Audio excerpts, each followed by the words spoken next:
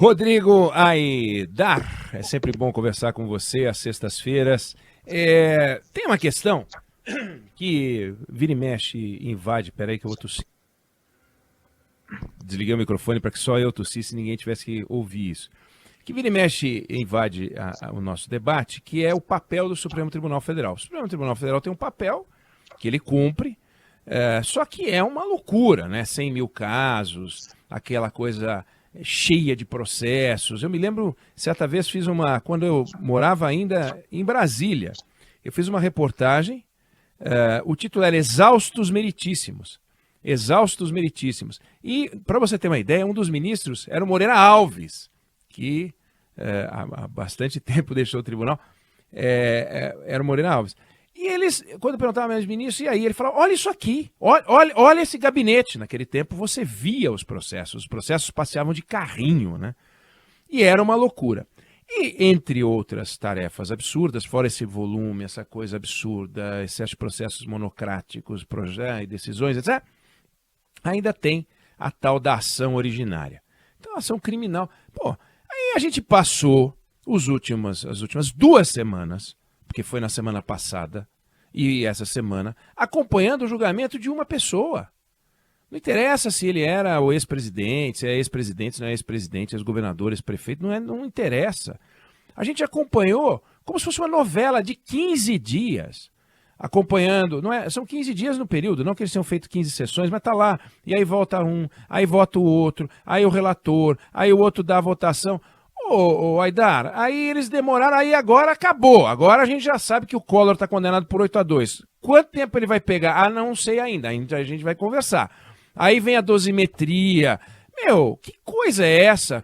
11 ministros do Supremo, aliás, 10 ministros do Supremo, foi 8-2, 10 ministros do Supremo. Quanto custa isso para o Estado brasileiro? Quanto custa isso para a sociedade brasileira para condenar um cara ou absolver? Pouco importa. Não é muita energia não, Aidar. Isso não vai mudar, não tem a menor chance. Que nós vamos ficar assim? Boa tarde, Oineg. Boa tarde, Débora, Fábio, querido. Oi. Boa tarde. Pois é, Oineg, é uma loucura. Eu pensava nisso ontem pelo seguinte, você pega a pauta do Supremo, primeiro é o seguinte, a gente não tem uma corte constitucional. O Supremo é também uma corte constitucional. Porque o Supremo é uma corte constitucional, uma corte recursal. O que eu quero dizer com esse palavrão? Todos os recursos, qualquer ação que comece em primeira instância pode ser levada ao Supremo. Não pode, em tese, porque tem a repercussão geral, só questão constitucional. Um advogado minimamente esperto, com a Constituição que a gente tem, né, de páginas e páginas, e não sei quantos, mais de 350 artigos, ele leva qualquer questão para o Supremo Tribunal Federal. Ele elenca ali uma questão constitucional. Então, acaba sendo corte recursal, corte constitucional e, como você disse, ação originária. Ação originária é o seguinte, qualquer ação contra quem tem prerrogativa de foro, que é o foro privilegiado, que a gente chama no popular, pode chegar no Supremo. E isso significa umas 600 autoridades, Oineg. E 600 não é modo de falar, porque são 513 deputados, que se forem julgados criminalmente tem que ser no Supremo, 81 senadores, todos os ministros de Estado e mais alguns cargos aí que eu não vou saber te nomear agora. Então são 600 caras. Qual o resultado disso? Isso que a gente viu que você descreveu como uma novela, e uma novela de roteiro ruim, chato.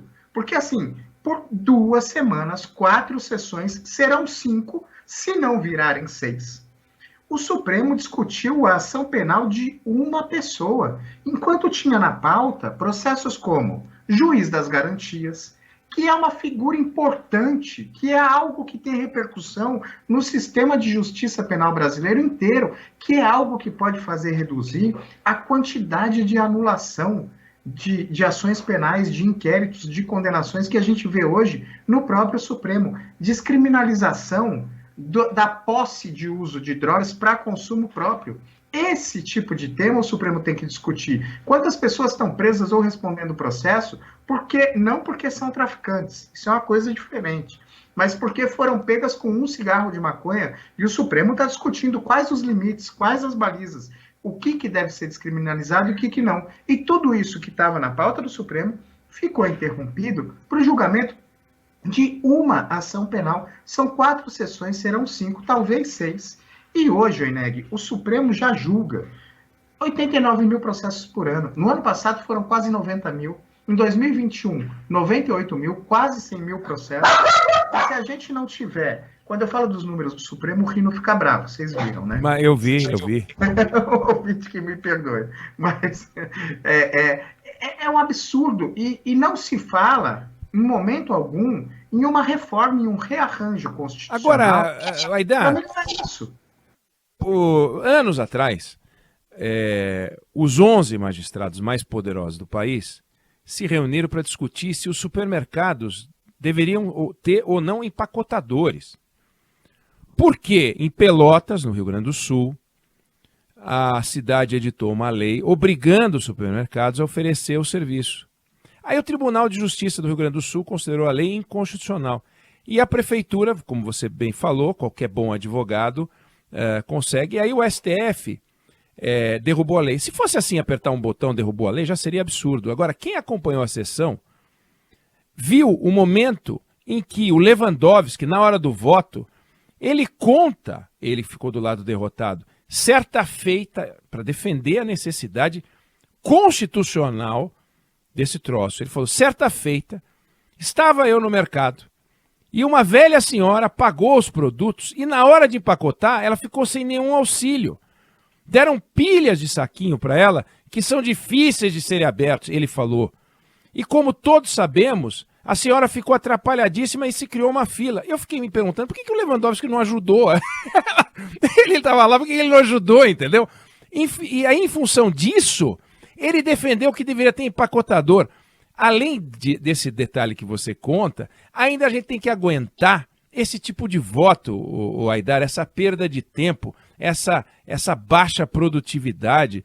Não dá, né? É tudo muito caro, Aidar. Eneg, essa é uma questão. Já se tentou discutir limite de tempo para voto de ministro, mas aí os caras, né, não posso ter limite, porque as questões são muito sensíveis e tal. Na verdade, as sessões poderiam ser bem mais enxutas se os ministros não resolvessem ler seus votos. Eu acho que assim, o relator, o cara que está apresentando o caso e que vota primeiro, faz sentido ele ler o voto, porque transparência, ele está colocando em público todo o entendimento de por que ele está condenando uma pessoa, porque ele está votando assim ou assado.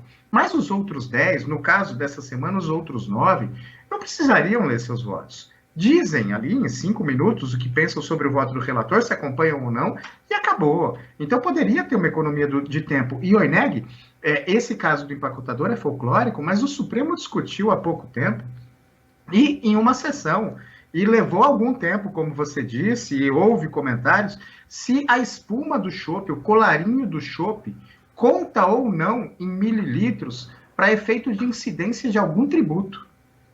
Então, assim, você vê 10 ministros do Supremo, 11 ministros do Supremo, sentando e discutindo se o colarinho do chopp conta como cerveja ou não conta como cerveja.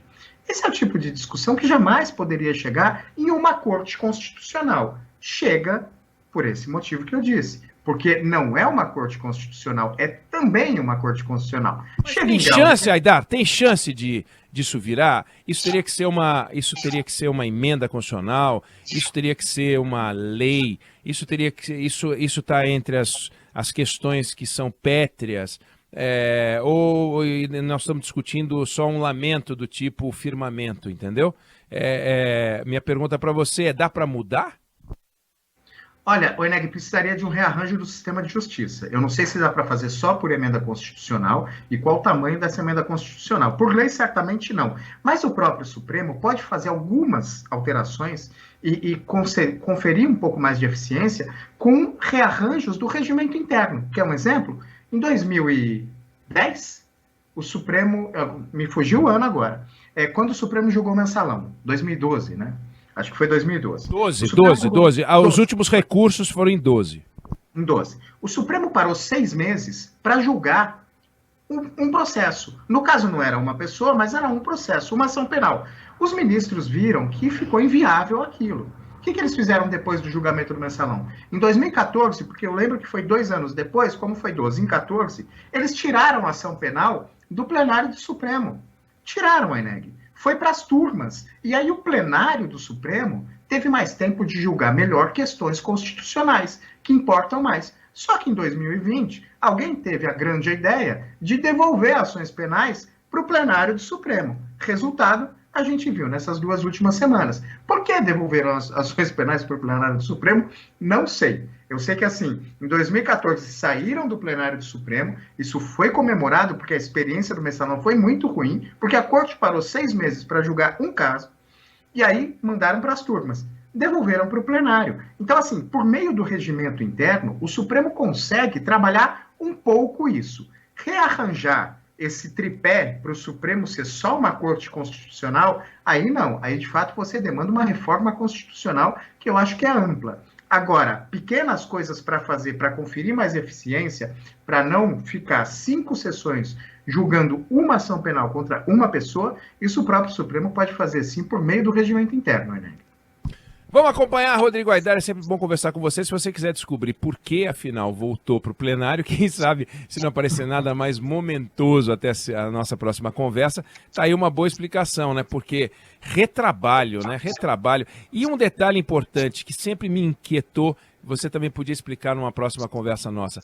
Por que eles abrem espaço para ouvir as partes e todos os amigos da corte, quando eles já levam o voto por escrito e todos falam e ao final eles leem os votos que eles já tinham decidido que iriam ler? Raríssimas vezes alguém pede vistas em função do que escutou. No mais, tem um lado teatral nisso tudo e um fingimento, e daí, no entanto, defendem a TV Justiça como se aquilo fosse sinal de transparência. Que raio de transparência é essa se o teu voto já está pronto, já está escrito?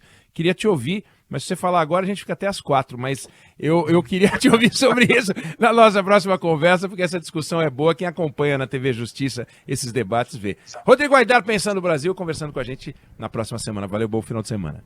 Valeu, Eneg. Beijo, Fábio, Débora. Um beijão para todos os ouvintes aí. Valeu. Bom fim de semana, Aidar. Valeu.